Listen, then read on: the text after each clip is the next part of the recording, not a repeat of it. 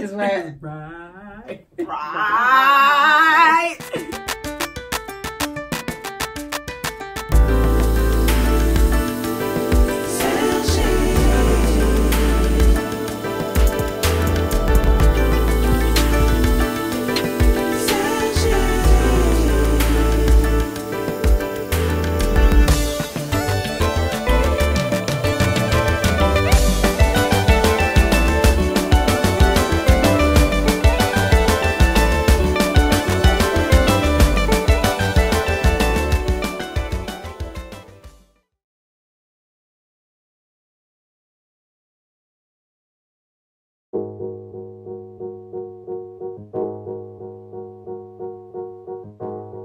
Hello guys, welcome to my channel.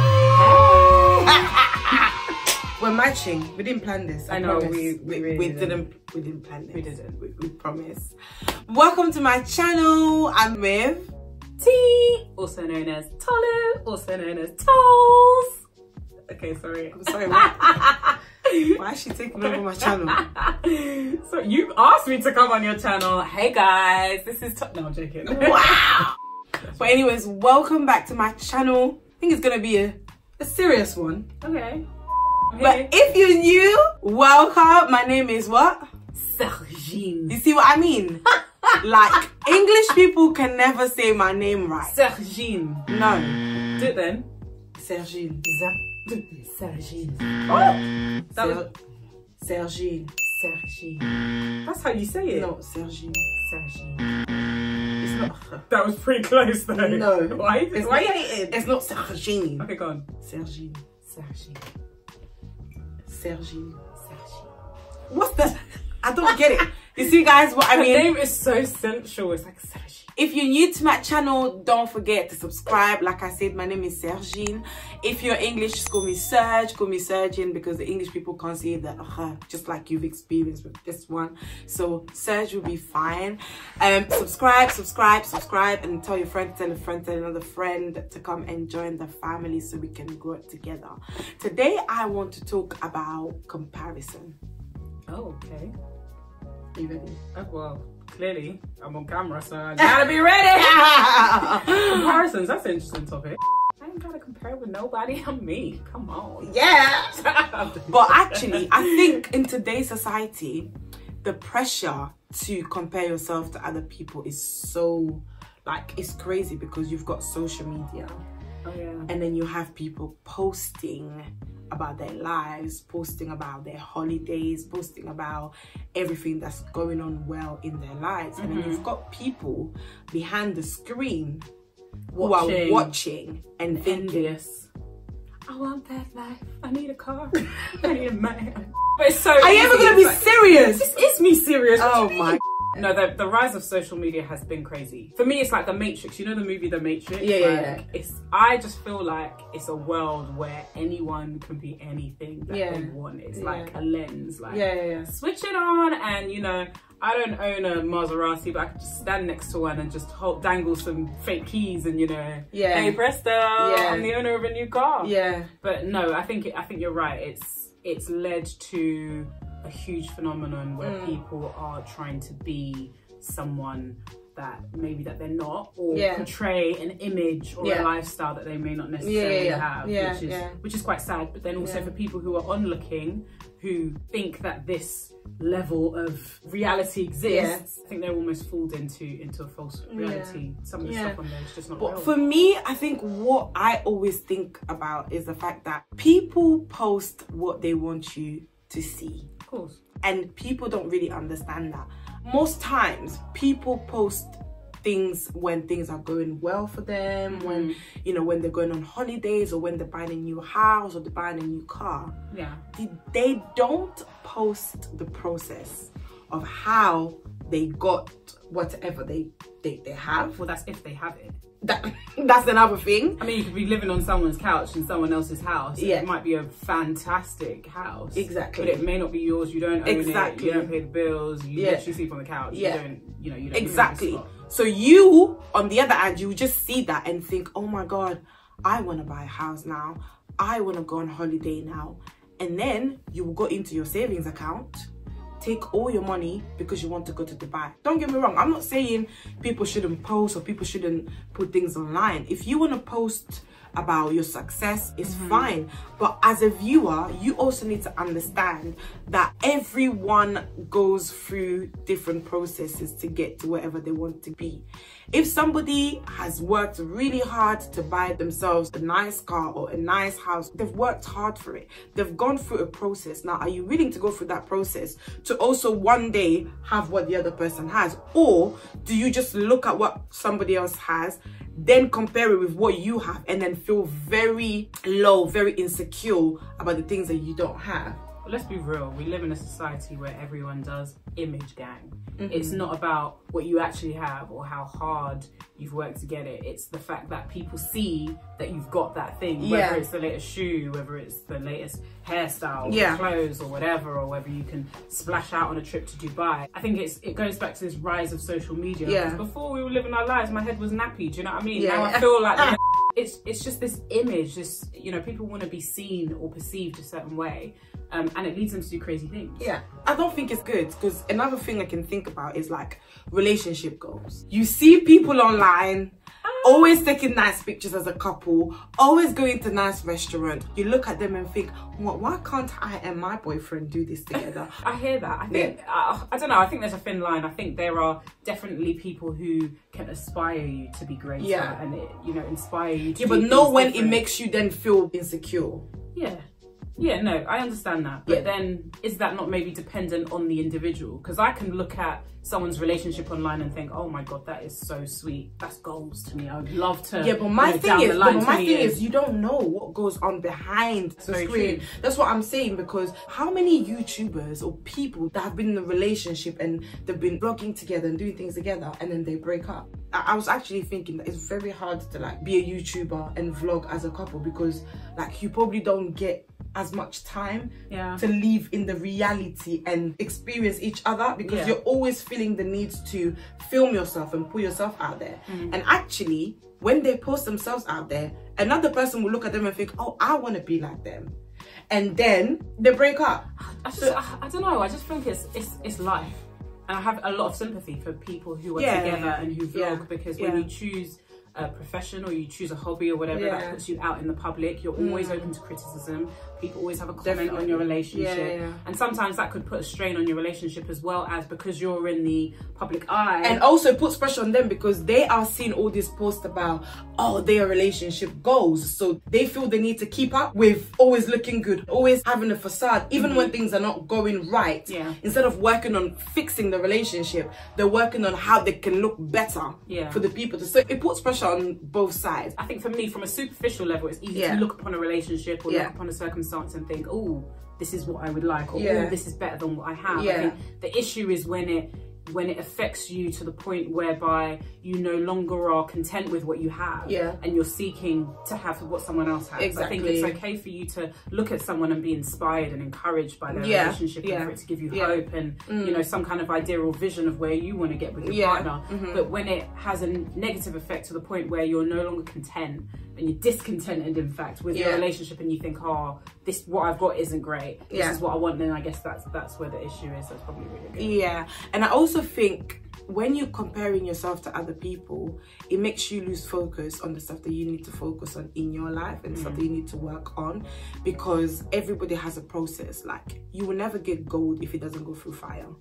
Like, gold has to go through the process to become gold, and if I didn't go through certain experiences in my life, I wouldn't be where I am today.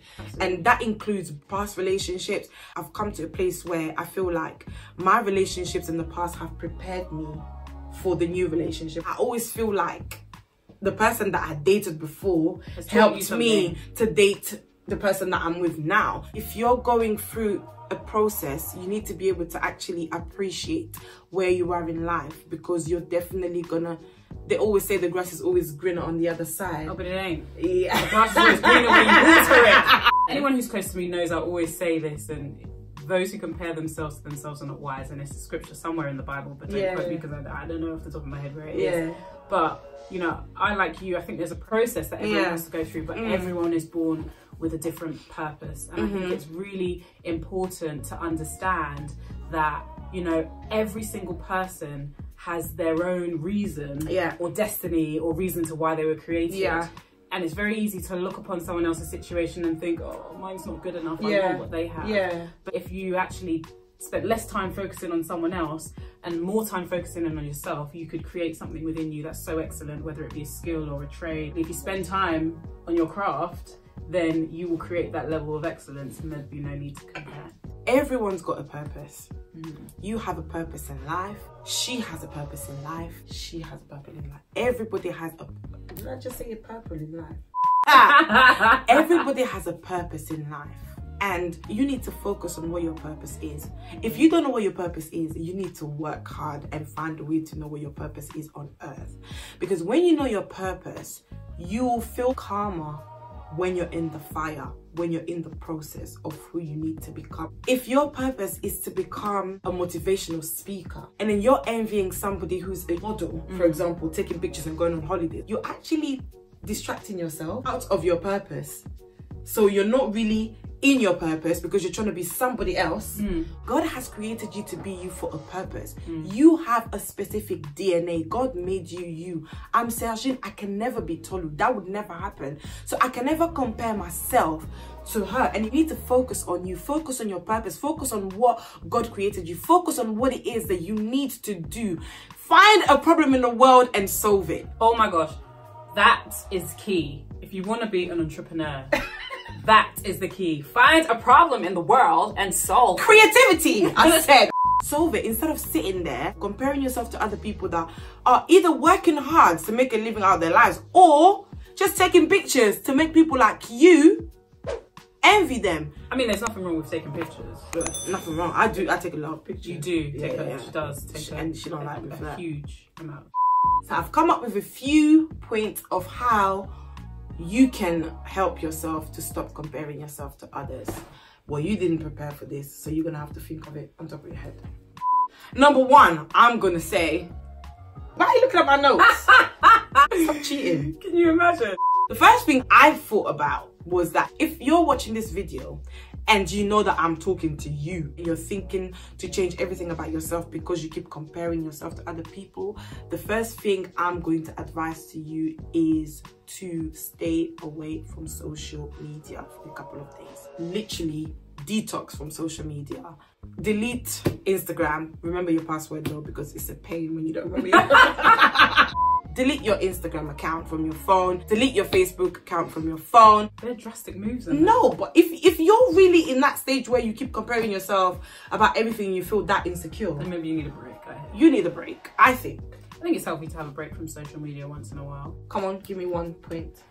I think it's a good idea maybe to start to write down a list of all your strengths. And I think when you do that, it will put you in the vein of really appreciating what you have, the talents that you have, the skills that you have, the giftings that you have, and it will make you become more appreciative of it, but it will also show you areas in which you can improve. What can you do with those strengths? And I think the devil makes work for idle hands. So sometimes when you don't know what you have or you don't know what to do with it, you can easily find yourself doing other things. But making a list of strengths and weaknesses will help you invest in yourself and actually do something with it. So you can have a list and say, okay, I'm smart, I'm funny. Okay, what can I do with being smart and funny? And you'll spend less time on others and more time focused on building yourself. See? Think of another one when I'm talking about this one. Only you're getting from no, you better. Number 3, you need to embrace yourself. We all suffer from insecurities. I personally don't like my arms, but there's a difference between not liking something about yourself and not embracing it. I think you need to embrace yourself, who you are, your DNA, things about yourself that make you you. Be comfortable with it. Actually say, okay, this is what I'm going to focus on. This is what I'm going to work on. But my name is Sergine. I have big arms. That's who I am. No, yeah, that's who I am. And then do things that work for you, for the kind of person that you are. This goes into my next one, which I was going to talk about focusing on your style. Once you embrace yourself, you embrace your weaknesses, you embrace the things about you that you don't like, things about you that you like as well. I know that I'm a big girl, but my shape is my asset. When you look at me, you can see everything is falling in place, but I don't like my big arms. So I figured out that what I can do is I can cover my arms and show my shape. So figure out what works for you while you've embraced yourself. Do you know what I mean? Like, what hairstyle suits you. Don't go and do purple hair because somebody did purple hair. Like, if that person did it because it suits them, figure out the stuff that would really work for you in terms of your style. Embrace yourself. Figure out things that would work for you, things that will make you feel comfortable in yourself, not things that you're just doing because you're trying to fit in, because fitting in is not always the best way forward. I don't know, what do you think? I don't know, it's hard because you live in a culture where everyone's trying to, well, the reason people fit in is because they want to be accepted, they want to be loved. Yeah. It can be hard for some people sometimes to just kind of stand out, especially when you're growing up a little bit and you don't know who you are just yet, and you just don't want to stand out. Like, one thing that Jada Pinkett said at the Red Table, and she said she's raised all her children to be different, you know, to not mesh into the crowd, but just to stand out. And I loved that. And I was like, how many parents actually teach their children to do that? I think it's a wonderful skill to be able to, you know, stand out, be the odd one out in the crowd, because everyone wants to fit into the crowd. I think it's a beauty, but I guess it's a process, and I think the process is, it really truly starts with loving yourself. It's almost like, which would have been my point, have a relationship with yourself, a healthy relationship with you. Just like you build a friendship with a friend, a partner, or your parents, you also need to have a relationship with yourself. Get to know who you are and love who you are. So I think when you do, you stop wanting to, you know, follow a trend of people doing certain things, and you're more likely to want to stay in your own lane and be your own trend and have your own individuality. And I think that's very important for everyone to know, that it's okay to be you, whatever that you is. It's okay to stand out. You know, it's okay to not fit in the crowd. And actually, one of my friends says, by fitting in, you will never stand out. Shout out to Poe Patch. So yeah, he says that, and I think it's so powerful. You know, why do we feel like we need to fit in? Let's stand out. Let's be a generation that wants to show our individuality rather than always wanting to be part of the collective. And it's nice to be part of the collective, it's nice to fit in, but it's so much beautiful when you see a variety. That's why I love cultures, because they're so different. You know, foods are so different, but it's nice to stand out, and it's okay to be you and to be different. We're in the spirit, you know. With my next point. I can't see. Oh gosh. She's basically said what I was going to talk about, but what I need to add to that is self-care.